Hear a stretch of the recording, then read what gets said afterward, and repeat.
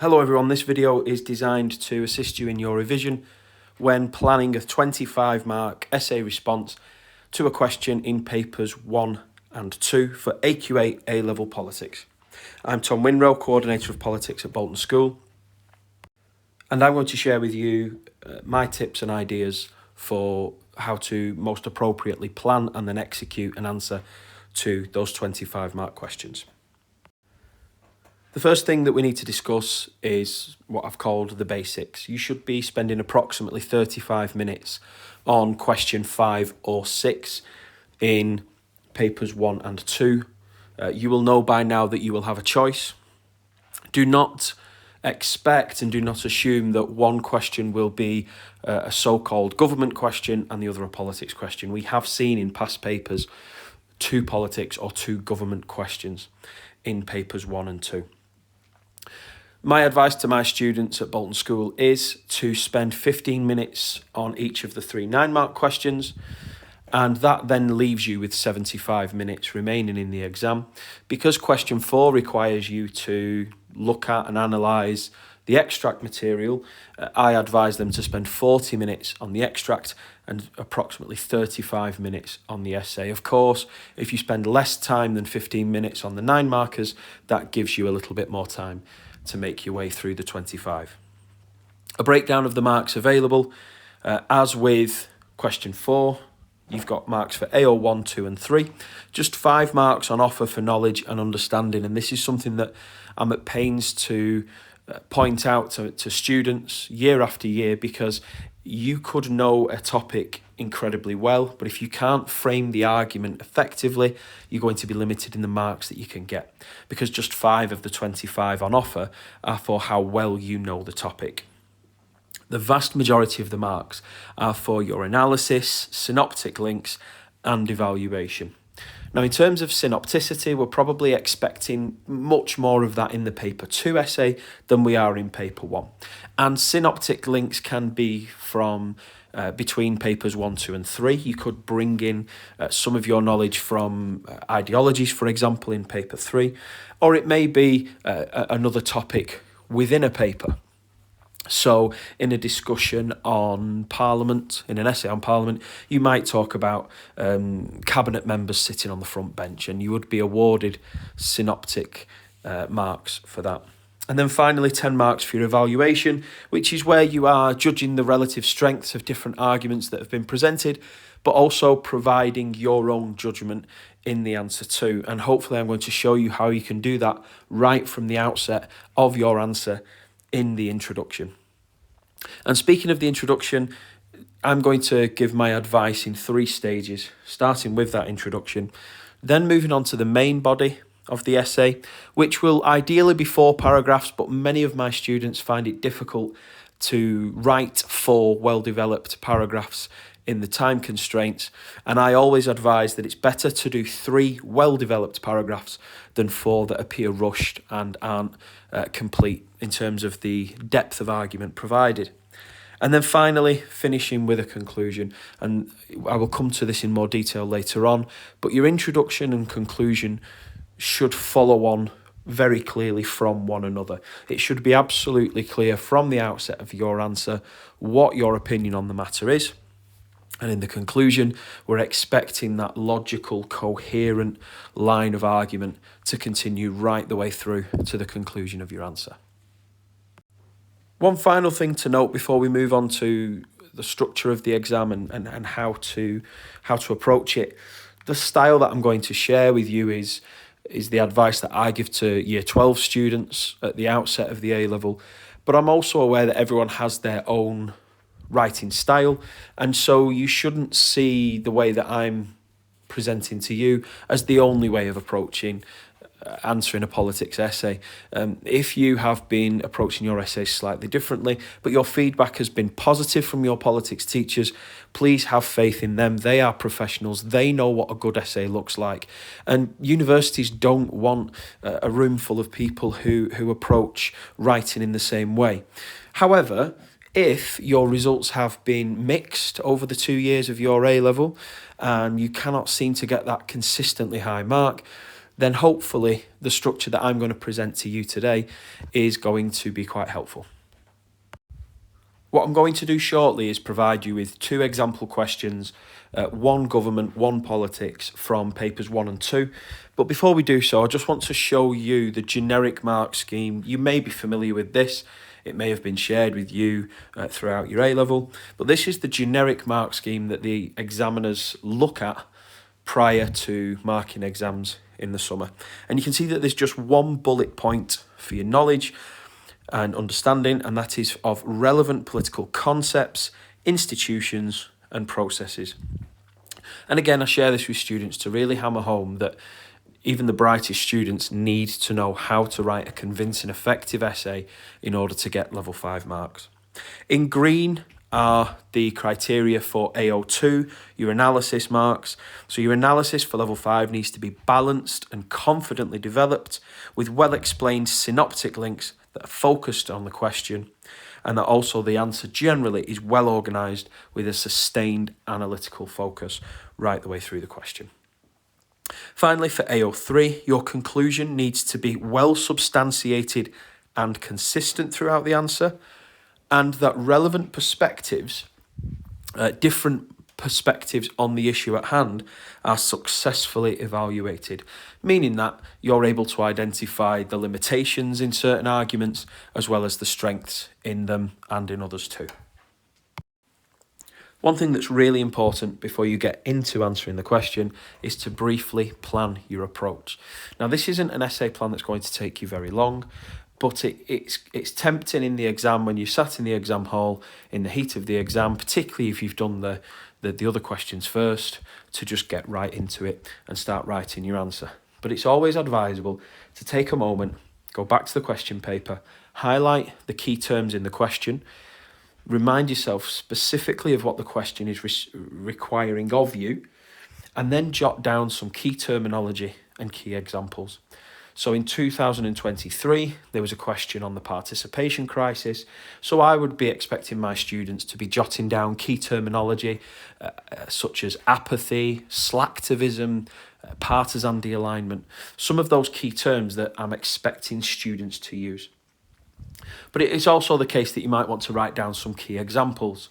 So if you have a Supreme Court question, and it's about the political importance of the Supreme Court, we're going to look at that in a moment, you might be noting down Roe versus Wade and Dobbs versus Jackson in the USA, and then comparing that to some key cases from the United Kingdom. It's always advisable to briefly jot down how you plan to approach the answer on the question paper before you get into it. And I'll explain why on the next slide in more detail, but essentially it needs to be absolutely clear to the examiner where this answer is headed right from the introduction. So just to give you 2 examples, question 5 is from paper 2, question 6 is from paper 1. Let's look at question 6 first, because you will do paper 1 first. The 3 terms that I've highlighted in the question, the topic of the question, the subject is party leaders, and it says that they are of decisive importance in the winning or losing of elections. So decisive importance to me is suggesting that party leaders are the most important factor in the result of elections. But the fact that it says winning or losing of elections suggests that an unpopular party leader can lose their party the general election. And so when I'm looking at that, I'm straight away thinking about my case studies. So at AQA, you will be expected to provide knowledge of 1997. That is expected of every single student who has studied paper 1 politics, because the exam specification requires everybody to know about 3 case studies, and the one that is the same for everyone is 1997. So when you're talking about party leaders of decisive importance, you might jot down 1997, that Blair ended up with a 179 seat majority. You might then talk about the rebranding to New Labour, the fact that New Labour's manifesto, the front image was of Blair's face. You could talk about him being the Britpop Prime Minister. And everyone should be providing examples from 1997. And you could, if you so wished, you might want to compare that with John Major, who was characterised and caricatured in Spitting Image as the grey man, who presented an older era of politics compared to Blair as a fresh-faced alternative. And essentially the other two case studies are up to the politics departments in which you study. So at Bolton School, we offer students, depending on the teacher and depending on their expertise, 1979 or 1983. And then the post-1997 election will be 2017 or 2019. So when we're looking at party leaders there, it may be that we're talking about Thatcher's popularity in 79. In 1983, it might be the unpopularity of Michael Foot. You could also say that in 2019 about Jeremy Corbyn and some parallels there between those two Labour leaders. But essentially, what you're doing there is you're highlighting the key terminology and then jotting down those key examples. And as I said, in those elections questions in paper 1, we are definitely expecting as examiners to see evidence from 1997, as well as one election before and one election after. Let's move on then to question number 5, which is above on the slide. It says that the UK Supreme Court has become as judicially and politically important as the US Supreme Court. So the insinuation there is that the US Supreme Court had previously been of greater significance and importance. So what it's suggesting is that since those reforms of the early 21st century, the UK Supreme Court is now on a par. But you'll notice that it says judicially and politically important. If you so wished, you could separate those issues. Me personally, I wouldn't do that. I think that's going far too much into the weeds. But what we're looking at is the importance of the decision-making of the UK and US Supreme Courts. And so again, the example that I'm expecting to see scribbled down there for the United Kingdom is the Constitutional Reform Act of 2005, which creates the UK Supreme Court, which first opened its doors in 2009, took the law lords out of Parliament, created a greater separation of powers. And then some of the key cases may be the Miller cases in the post-Brexit era. And in the United States, of course, we've got those landmark cases that you will have studied in class, your Roe versus Wade's, DC versus Heller, those key cases that have impacted the rights of Americans and the laws of the land. So essentially, in a nutshell, whether it's paper 1 or paper 2, decide quickly which answer you're going to attempt, because you will be given a choice from questions 5 and 6. Decide which one you're going to do, highlight those key terms and just jot down some key terminology and key examples which are expected in the answer. And that will just help take the stress away, particularly if you're doing this question last and you're in the final half an hour of the exam. Looking back to that highlighting and those key examples and key terms will provide you with some comfort and some direction as the minutes tick by in the exam. Okay, the introduction for me is one of the most easily overlooked and often rushed elements of essays. And in the heat of the exam, as I said, when you're rushing to get it done, quite often introductions can be quite generic, quite general, and don't really tell me as the marker very much about the issue. But for me, the foundation of a level 4 or a level 5 answer begins in the introduction, because you need to sustain a judgment. And that is expected for level 3 onwards. And I will show how I expect my students to do that using DOD, define, outline, decide.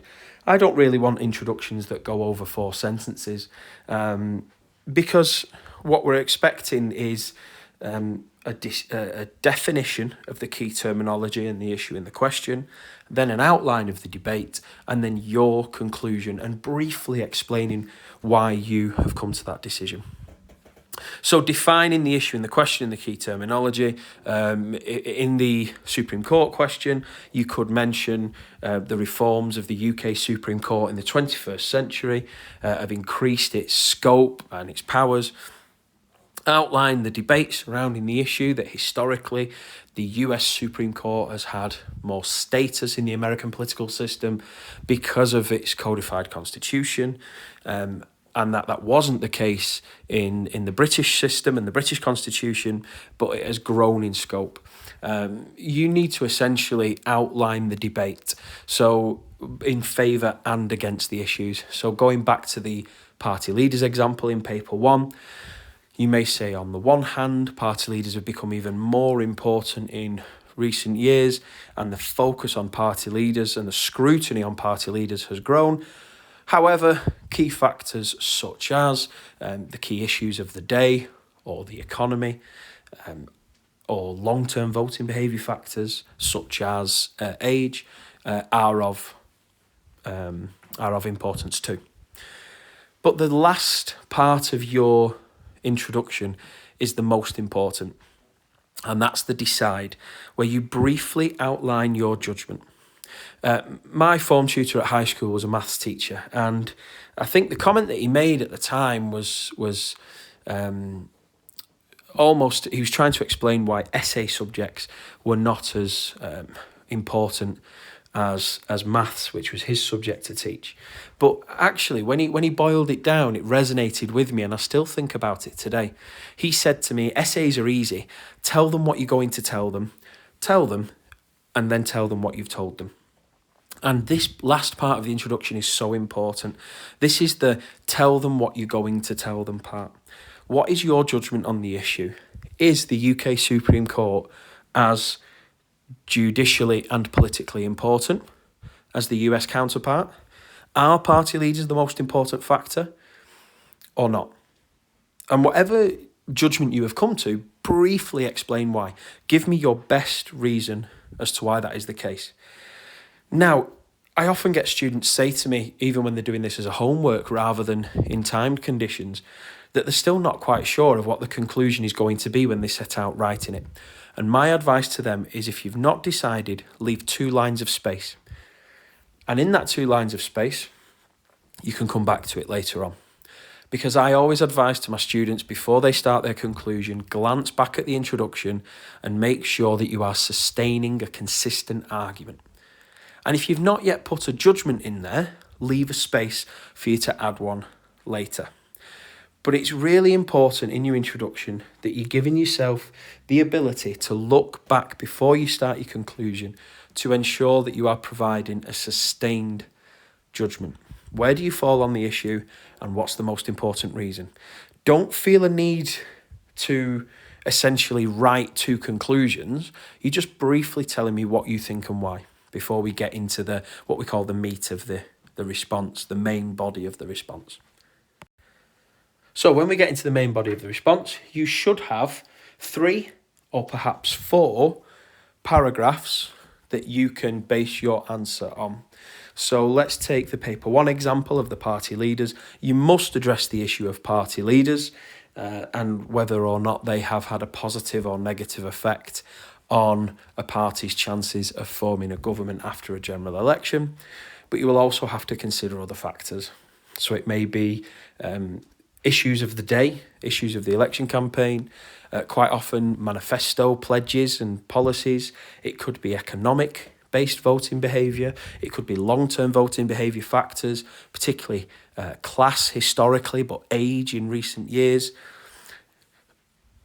Now, you might set off in the answer with the best of intentions of writing 4 paragraphs, but as time goes on, you realise that there simply isn't the time. And my advice in this situation is that 3 balanced, fully developed paragraphs are better than 4 that appear rushed and don't fully analyse and evaluate that particular factor. The structure that I advise with students is a variation on what you will see in many subjects, both at GCSE and at A level. Point, Example, explanation, evaluation.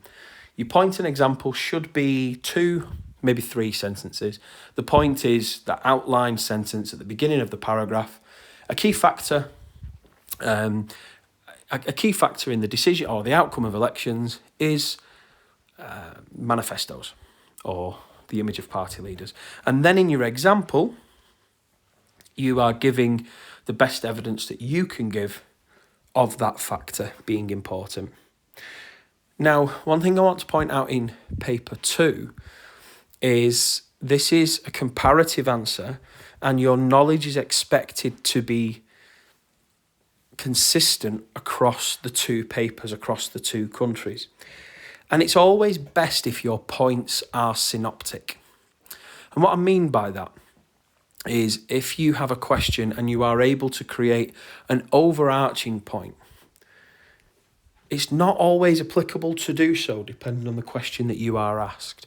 But offering a synoptic point at the start of your paper 2 paragraphs allows you to give both a UK and a US example in the same paragraph, and then you can move on to your explanation and evaluation.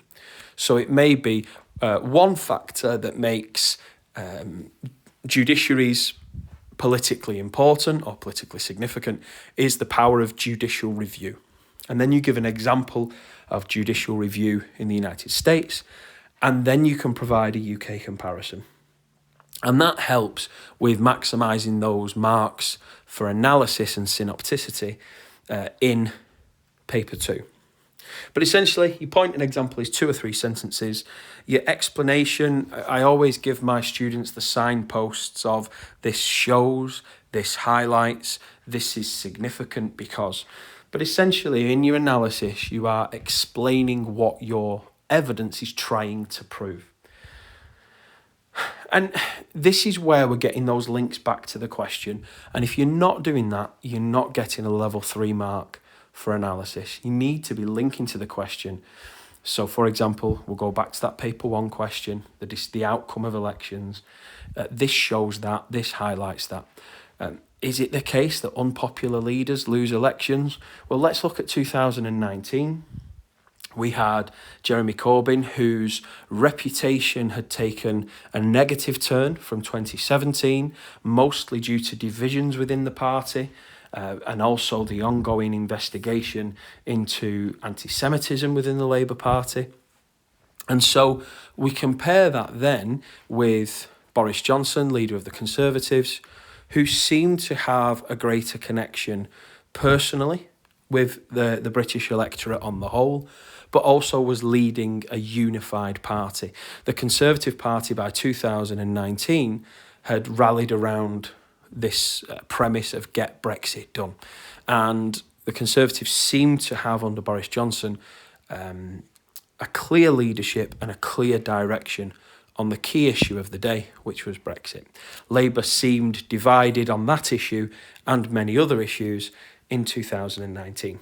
So if you give that example from 2019, if you compare Blair in 97 with Corbyn in 2019, you would be then saying something like, this is significant because when party leaders are not seen to be able to unify the party and give a clear direction, their chances of winning the election and forming a government are much reduced. Once you've done your your explanation, and you've explained what the evidence is trying to show, then you move on to your evaluation. How strong is that argument? Does it have merit or not? Well, it's undeniable that Tony Blair's public image was in 1997 was much stronger than that of Jeremy Corbyn in 2019, or of Jim Callaghan in 1979, or of Michael Foot in 1983. And it's undeniable that you can draw a correlation between Blair's popularity, winning an election, with the comparable lack of support that those other party leaders had with the electorate. However, when we look at other issues, we were talking before, or I was talking before, about Boris Johnson unifying the party behind Brexit. you could say that this argument is limited because it was the issue of the day that influenced those divisions within the Labour Party. It was the issue of the day that the Conservatives were able to rally behind one cause. They became the party of Brexit. The campaign, Get Brexit Done, was a simple message understood by the electorate on the whole, and it was a vote winner in 2019. So you could say this argument is limited because it's the issues of the day that impact our perception of party leaders. We can look at Prime Minister Rishi Sunak in the build-up to the 2024 general election. The economic backdrop to the election has had a significant impact on both his personal approval ratings with the electorate, but also that of his party. So you could say that this argument is limited because the perceptions of party leaders very much depend upon the issues surrounding the political climate. It's important that you evaluate and you give a judgment on the strength of arguments because, as I said, if you want a level 4 mark for AO3, you need to be providing that sustained, consistent evaluation right the way through your answer. Not just in the conclusion, not just at the beginning and end, right the way through your response. Final thing to emphasise before we move on to the conclusion is I will always say that 3 well-developed paragraphs are always better than 4 that do not have that full in-depth discussion, and certainly the ones that miss out on that meaningful evaluation. So we're nearly there. You've written your introduction, you've written the main body of your essay, you have got 4 or 5 really strong paragraphs, and it's time for the knockout punch. It's time for your conclusion. The 2 most common mistakes that students make in a conclusion is that they don't look back or they bring new content into the conclusion. So the first thing that I want to talk about is looking back. Remember that your introduction should end with 1 or 2 sentences with your decision, your judgment on the issue. If you didn't do that at the start of the answer and you've left those 2 lines of space, write your decision now. Because if you don't know by the beginning of your conclusion what your judgment is, then you've not answered the question. So go back, add or check the judgment that you provided in the introduction and make sure that it is consistent. A really easy way to lose a significant amount of marks at AO3 is to contradict yourself from your introduction to your conclusion. The second thing to mention is resisting the urge to introduce new concepts in your conclusion. And I see this quite a lot. And I think what happens when we get towards the end of an answer, we remember a really important point or a really important concept that would have been useful to mention in the main in the main body of the essay itself. However, as a marker, if I see a concept mentioned in the conclusion, and remember your conclusion is here is the judgment I've come to and here is why. If you're mentioning a new concept in the conclusion, my first question as a marker, as an examiner would be, if it was that important, why is it not in the main body of the essay itself? So I would advise do not mention that new concept in your conclusion.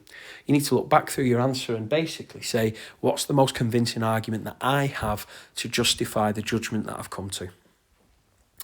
On a similar line to that, sometimes students who maybe find that they've got 5 minutes left at the end of the exam attempted to waffle, and they can write a conclusion that is up to a page long. This is a knockout punch. This is my decision, and here's why my perspective is the most accurate. When you go on and waffle and start to provide balance in the conclusion, you're taking away from your argument. You're taking away from that decisiveness. You need a balanced answer, but hopefully you've provided that in the main body of your essay. You've done an outline of the debate in your introduction. You've provided balance in the essay itself. The conclusion isn't a time for that. The conclusion is, here's why I'm right. Here's the judgment that I've come to, and here's why it's the most accurate perspective on the issue. So the two things to avoid are, first of all, contradicting yourself from your earlier judgment in the introduction, but secondly, introducing new concepts in your conclusion too. A note for paper 2, please make sure that you're providing that direct comparison between the two countries. The statement always invites you to do so, so make sure that you are precisely giving a judgment on where, in which country is the legislature more powerful, or is scrutiny more effective, or in which country is the judiciary more impactful. You must be clear when it comes to which country the statement is most applicable to. All that's left to say now is thank you for watching the video. I hope it was useful in helping you to prepare for those 25 mark answers in papers 1 and 2, and good luck in the summer.